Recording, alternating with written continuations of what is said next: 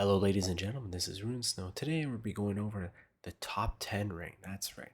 And actually, there's a lot of rings in the magic world. So let's begin at number 10.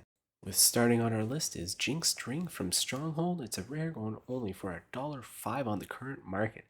Costs 2 mana, so that's already looking impressive. But when it's put into your graveyard from play, it deals 1 damage to you. Not a bad deal.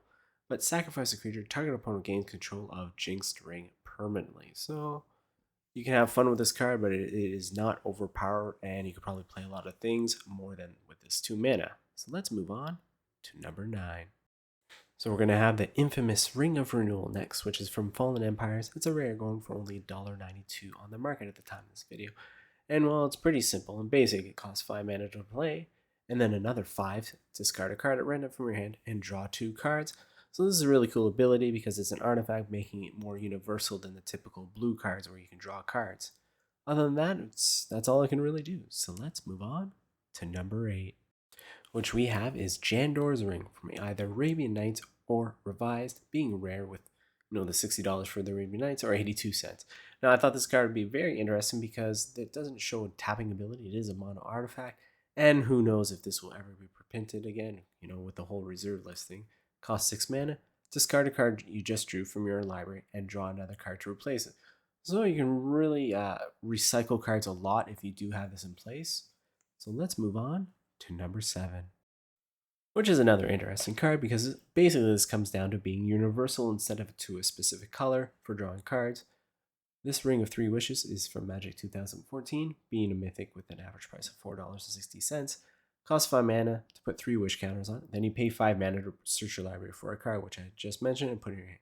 So it does cost 5 mana, and it does tap, so you can't constantly use it.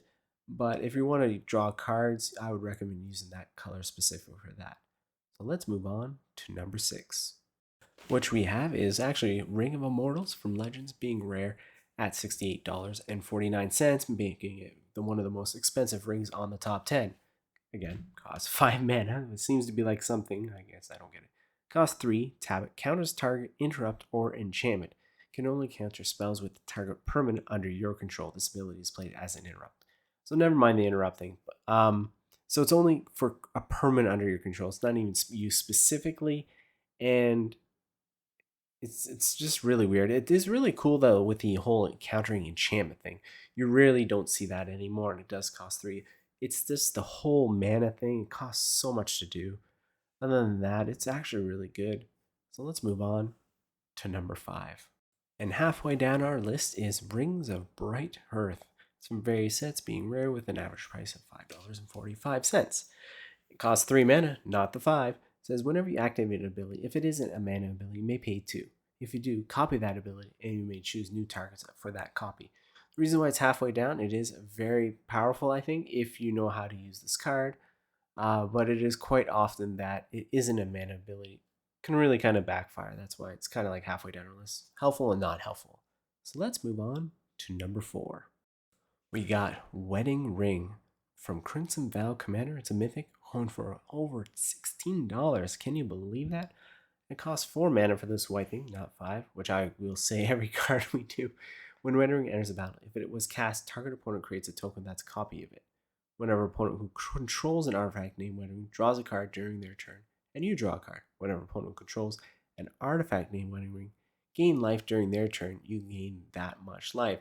So that is very powerful. If you want to play this type of deck, I think it's very impressive. It's not even legendary; it's just mythic.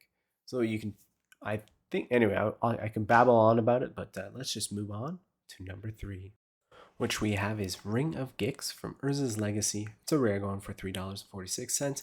And unlike the other cards, I forgot to put it in the reserve list, letting you guys know.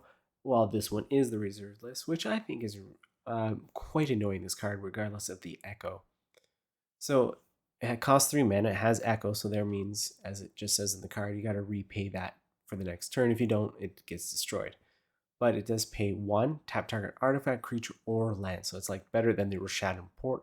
This is actually the 100% annoying. I'm actually surprised it's not more expensive because I think this ability is more annoying than anything else. So let's move on to number 2, which we got every true Magic player would know, Soul Ring from various sets being uncommon. Oh, that's right, only $1.46. But I think this deserves number 2 spot because it only costs 1 mana. Tap it to add 2 colorless to your mana pool. 100%, especially if you're making an artifact deck for obvious reasons. You just pay 1 mana to get 2 mana right away, so you get a bonus mana as soon as you can play it, you can use it. You just can't beat that. So let's move on to number 1. That's right, we got Ring of Maruf from Arabian Nights. It's a rare going for over $200 on the market, which is very impressive. Costs, again, 5 mana. Let's go back to that. So it costs 5 mana to use this mono. Instead of drawing a card from the top of your library, select one of your cards from outside the game. This card can be any card you have that you're not using in your deck, or for that some reason has left the game. Remove this from the game entirely after you use it. So there's so many cards that say exile a card or remove the card from the game or whatever. This card alone brings it back. I don't think this card will ever be reprinted in any kind of shape, form, or even if half these things can be done, it will never happen again. Really cool card. I've played with it a few times and it does become very helpful. This is why it's a number 1. It does deserve to be over $200. It's very fun to play with. So I hope you guys enjoy the top 10 ring, and I hope you have a good day and a good evening.